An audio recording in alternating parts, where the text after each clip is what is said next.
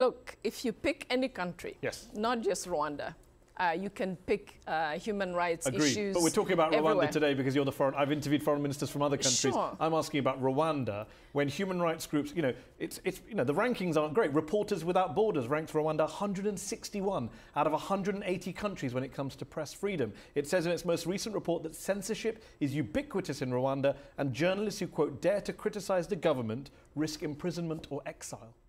I've always wanted to know specifics about these cases. When you pick a country and say there are abuses of human rights, there is no freedom, there are no liberties, exactly what? Because it's important to go through these. They mention the specifics. All the newspapers that are shut, journalists who are arrested, who have had to flee the country, the director of Christian Radio, the managing editor of the Rushasha newspaper, 2 women from the University of Rwanda radio station arrested for broadcasting material deemed offensive to the president. BBC Radio banned because it was accused of promoting genocide ideology. The BBC accused of promoting genocide ideology. Seriously? Yes, absolutely. I still can't get my head around one fact and one thing. Why do African leaders or African representatives allow themselves to be disrespected by journalists, allow themselves to be looked down upon by journalists? And these journalists are not African journalists. They are journalists from other races. They are white journalists. Some of them may be Arab journalists, and they totally give disrespect to our African leaders. So I'm talking about a situation where the Rwandan Prime Minister, or I think she is the Rwandan Minister of Foreign Affairs, was having an interview with this Arab journalist, and she's working for a major media company in the West. And everywhere they were talking, you would feel this woman was not being given space to articulate her thoughts, to fully understand, to fully comprehend even the questions. It was seeming like an ambush. The woman, I could feel like she was being ambushed by these journalists. I don't want to say it all. I want us to jump into this video, and then I'll give you my thoughts by the end of the video, where we will have a critical analysis of the situation that is happening. Rwanda has made huge economic and democratic advances, huge progress since that awful, horrific genocide there 22 years ago. And yet, nevertheless, today, a plethora of international human rights groups line up to issue report after report criticizing the human rights situation in your country. Human Rights Watch says your government, quote, does not tolerate dissent. It's documented arbitrary arrests, unlawful detentions, enforced disappearances. Amnesty International says Rwandan journalists, human rights defenders, members of the opposition face a repressive environment. As the foreign minister, as the face of your government abroad, do such regular criticisms embarrass you, make you uncomfortable? No, the criticism that Rwanda receives partly comes from misunderstanding where Rwanda is trying to go. Everybody knows Rwanda's history and the genocide and the recovery, but we've made some choices as a nation and as a country that are not typical, that fit our own desires that we have for our country. And so, for example, Rwanda has opted, and Rwandans, because this was a very consultative process, to go for not confrontational, but consensual politics. And so, right there, when there is no confrontation and big fights in politics, then there is, there are critics who think that there is repression and people cannot speak up, but those were really our choices from the beginning. Locking people up without trial, arbitrary arrests, enforced disappearances, that's not consensus politics. Those are human rights abuses, documented by human rights groups and by even friends of yours. Look, if you pick any country, yes, not just Rwanda, You can pick human rights Agreed. issues. But we're talking about everywhere. Rwanda today because you're the foreign. I've interviewed foreign ministers from other countries. Sure. I'm asking about Rwanda, when human rights groups, the rankings aren't great. Reporters Without Borders ranks Rwanda 161 out of 180 countries when it comes to press freedom. It says in its most recent report that censorship is ubiquitous in Rwanda, and journalists who, quote, dare to criticize the government risk imprisonment or exile. I've always wanted to know specifics about these cases. When you pick a country and say there are abuses of human rights, there is no freedom, there are no liberties, exactly what? Because it's important to go through these. They mention the specifics. All the newspapers that are shut, journalists who are arrested, who have had to flee the country, the director of Christian Radio, the managing editor of the Rushasha newspaper, 2 women from the University of Rwanda radio station, arrested for broadcasting material deemed offensive to the president. BBC Radio banned because it was accused of promoting genocide ideology. The BBC accused of promoting genocide ideology. Seriously? Yes, absolutely. The BBC produced a documentary film, which is a total denial of the history of Rwanda, particularly the history of the genocide. So in Rwanda, that is not acceptable. In the UK, maybe that's a different story. Look, the BBC can defend themselves. I think most people would question the BBC being genocide promoters. But it's not just the Reporters Without Borders. The BBC refused to come to Rwanda and defend itself. We invited the BBC. It did not want to come and explain. Okay, but it's not just the BBC or Amnesty or Human Rights Watch or Reporters Without Borders. Governments who are allies of yours, friends of yours, the United States, for example, the US State Department said in a statement a couple of years ago it was deeply concerned by the arrest and disappearance of dozens of Rwandan citizens, people held incommunicado, and by, quote, credible reports that individual journalists had been threatened by the authorities. That's the US government, that's your ally. There is nothing unusual about governments and allies disagreeing on things. The United States is indeed an ally of Rwanda. We've worked together for many years, but every now and then we disagree on certain things, on the way we do business, just as we find some of the practices in the United States not the way it would be done in Rwanda. So we respect that. We want to keep improving on any front, economic or political. But it's absolutely normal to have countries disagree with what Rwanda does. So you're willing to take their aid money, but reject their criticism of your human rights? Well, first of all, let's say that aid is not charity. And aid money that has come to Rwanda has been used effectively. We can account as a government for every dollar that comes into our country. No one was suggesting otherwise in this particular... I'm just making the point that these are your allies saying this stuff. You've got the US government, you've even got your own fellow African government. South Africa expelled 3 Rwandan diplomats in 2014 after an attack on the home of an exiled Rwandan dissident, which came 3 months after the killing of the Rwandan former intelligence chief in Johannesburg, found strangled in his hotel room. But you know that case has not been investigated. The results are not out. So I don't know. But the South Africans think you were behind it. They kicked out 3 of your diplomats. Well, they didn't do that for no reason. That would have to be adjudicated, and a court would have to decide on that. So as long as it's not decided, my government is not to be accused of anything. I didn't say that. I didn't say that they're guilty of anything. I said the South Africans seem to think you were involved. That's all I'm saying. You would agree with that? That's a way of justifying the question that you were posing. No, it's a way of pointing out to you that you're on your own page. Everyone seems to not agree with you when it comes to these issues. Rwanda seems to be on its own in defending. Let me put it this way. Rwanda, as any other country that I know of, has its own way of doing things, and not everybody should be agreeing with what the government of Rwanda is doing. Should everyone agree when the Rwandan defense minister said in relation to that murdered former intelligence chief, when you choose to be a dog, you die like a dog? President Kagame himself said, whoever betrays the country will pay the price, will face negative consequences. That's not your government basically nudging and winking that they were behind those killings? Let me again put it this way. I don't know anybody who betrays a country that gets rewarded. Let me just put it this way. Okay, but when you say you choose to be a dog, you die like a dog, is that an appropriate thing to say? Some might say that sounds like a gang leader, not a national leader. When somebody comes after my country and threatens the security of my country. Well, he's from your country, but with respect, he was a former intelligence chief of your president. Absolutely, So whomever it is. He's a Rwandan. If you threaten my country... Did he threaten your country, the Yes, former he did, absolutely. Was he prosecuted? Yes, he did. What was he prosecuted for? He absolutely did. What was he We're prosecuted talking for? about what he did. I'm asking for what he was prosecuted What for. he did is Agreed. he allied himself with militias that were attacking Rwandans and throwing grenades in Rwanda. Was he prosecuted for that? What was he prosecuted for?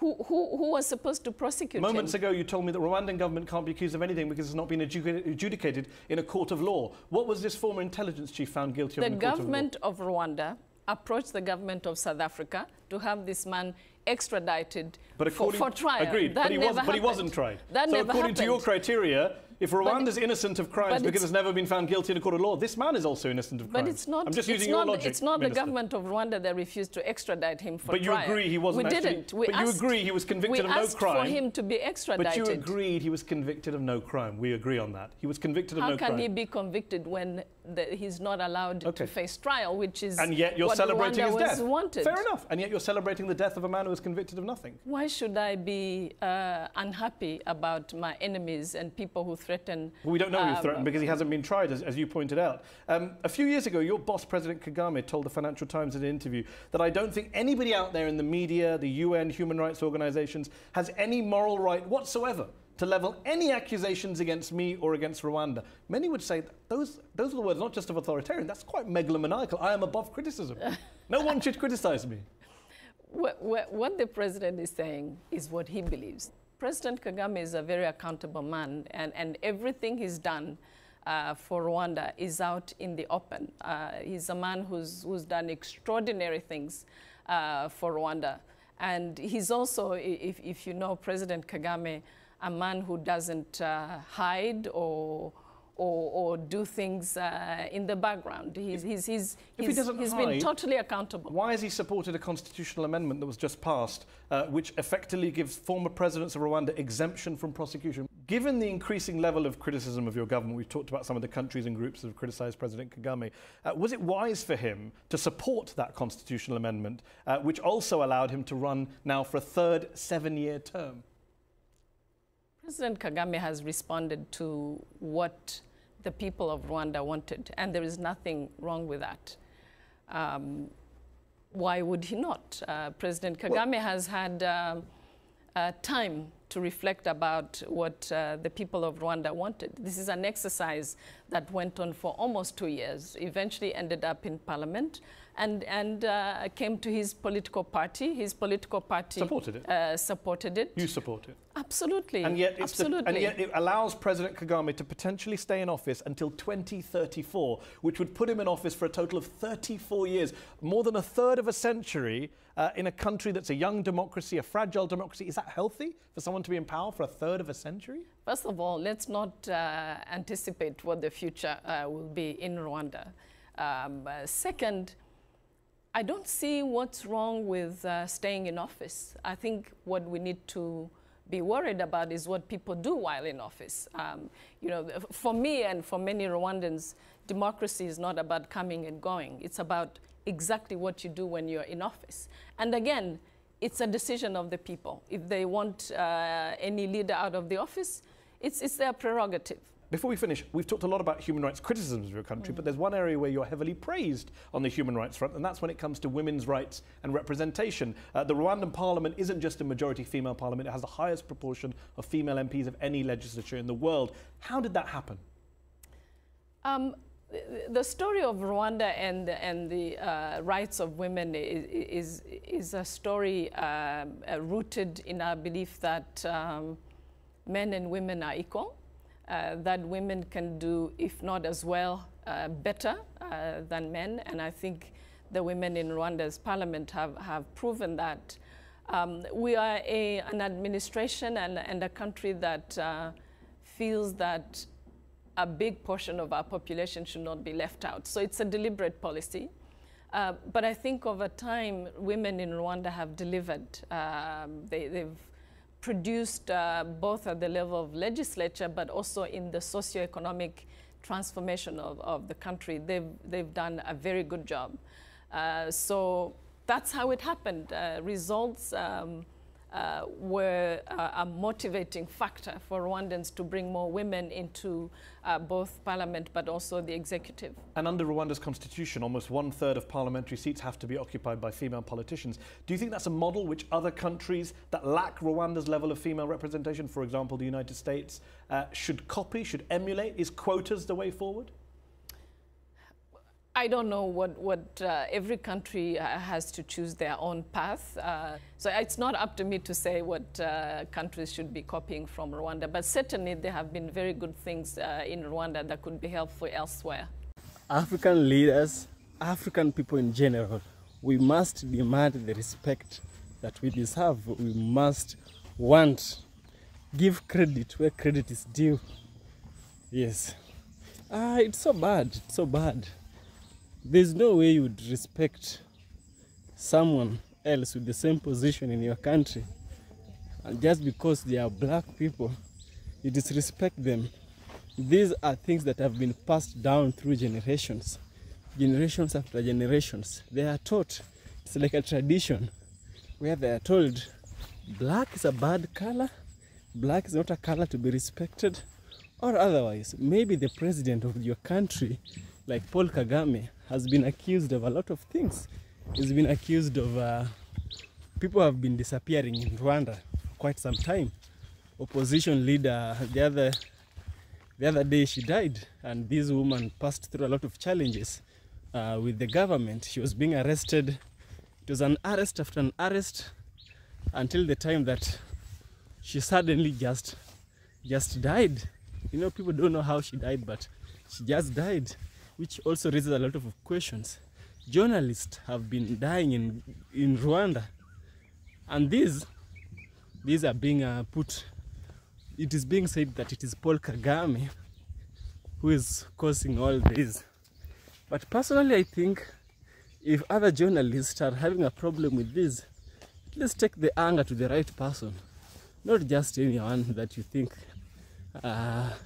comes from the country is a perpetrator. This woman felt guardless. She felt selfless. She was attacked by words. This person was not giving them space to speak, and this is not a rule of journalism. Journalism should be a space where people are comfortable. When people are comfortable, they become transparent. When people feel that they are being offended, when they feel the offensive, they tend to withdraw and they will react. They won't think, they'll just react. Reaction is not what we want. Reaction causes things that are not good. It might cause them to make lies. It might cause them to throw curses. With the woman, she stayed calm, which is something which is great in such a situation. And now the bottom line is one. I might say this, I might say that, but the bottom line is one. African leaders, go where you are respected, go where you are admired. If you feel like a certain journalist does not admire you, or does not at least respect you, respect should be given. Even your enemy might respect you more than some other people. They respect you, that's why you are their enemy, and they are your enemy. Yeah, it's better to have an enemy that respects you than a friend who does not. That's my message for today. African leaders, let's be aware of all this that is happening around us, so we create time for what is really, really important. Let's create time for what's really important. What's really important is the African issues, not going and sitting with some journalist who does not respect you. Africa, we have hunger issues, we have infrastructure issues, we have political issues, we have illiteracy issues, we have energy issues. We have a lot to deal with. Not just sitting and being disrespected. Instead of sitting there and being disrespected, go to your country, go to your village, do some projects that will help the people. In the long run, that's what counts. What did you do when you had the time? What did you really do when you had the time? That is what really counts, and that's the legacy African leaders leave behind them. when they're out of power. Let you be respected for the works you did, not the things you owned. So African leaders, and also any other African, respect your time and give time where it's due. Give credit where credit is due. Respect goes both ways. So thank you for watching this video. I'm at the village. Yes, the village. Now I'm a village boy. So subscribe to the channel. Also, do make sure to follow me on, not follow, be a member kindly on Patreon. It's really helpful to me. Also, like the video, share the video. Let's spread awareness together. Together we can do this, I believe so. Yes, yes.